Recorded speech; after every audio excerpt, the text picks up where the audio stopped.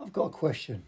Perhaps some of you can answer it because I've been thinking about it for the last half hour or so and I can't figure out what the answer to this question is. So, Comrade Starmer, our glorious Prime Minister, has said that he's committed to putting British boots on the ground in Ukraine as a sort of a security backstop to make sure that any ceasefire or peace deal that is agreed doesn't fall apart, and presumably to stop Russia breaking that peace deal or that peace treaty.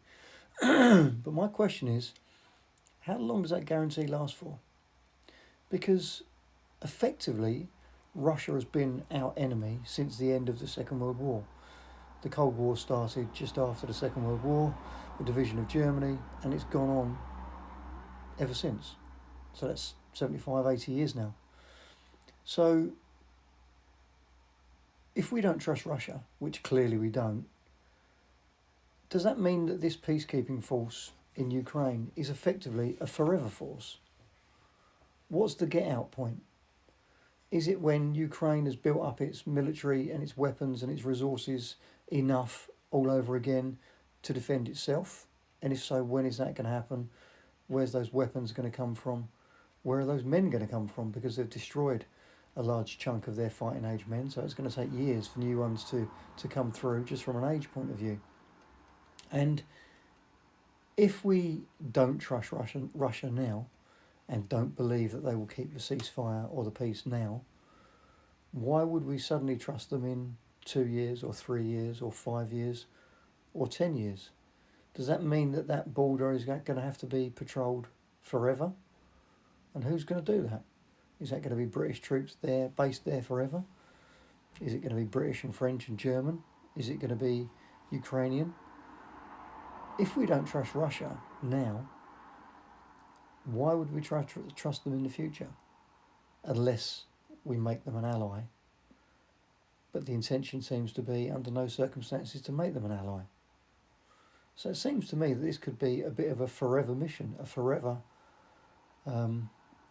statement of sending our troops there. And how many troops? There's no point sending 1,000, is there? Or 2,000, because that's not going to make any difference. So it's got to be 10, 15,000 stationed there. But you can't just leave them there, so you have to rotate them. So that means every maybe 6 months, every 9 months, whatever it might be, you swap 10,000 in and 10,000 out, or whatever the numbers are going to be.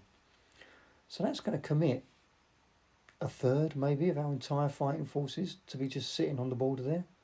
What happens if anything else happens anywhere else in the world? What do we do about it? How do we counteract that? How do we send them in there? How do we have enough men? How do we have enough resources? Just none of it really makes any sense. It's all very well to come out and say this, but the devil is in the detail. The devil is in the logistics. How exactly are we going to do it? And how long for?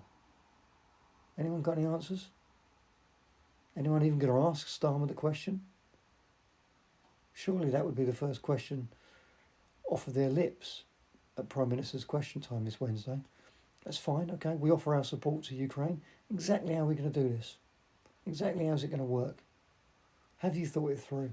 Have you discussed it with all the heads of the armed forces? Have you discussed it with the recruitment teams for the armed forces? Have you discussed it with the weapons manufacturers to find out how quickly they can gear up? Have you discussed it exactly with the Ukrainians to find out exactly what they're prepared to do and what they would expect us to be doing? And most importantly, have you discussed it with Russia? Because they might absolutely 1,000,000% object to NATO troops being camped on their border, and it might be a non-starter to begin with. It's all very well saying things, but you need to think them through. And has anyone got any of these answers?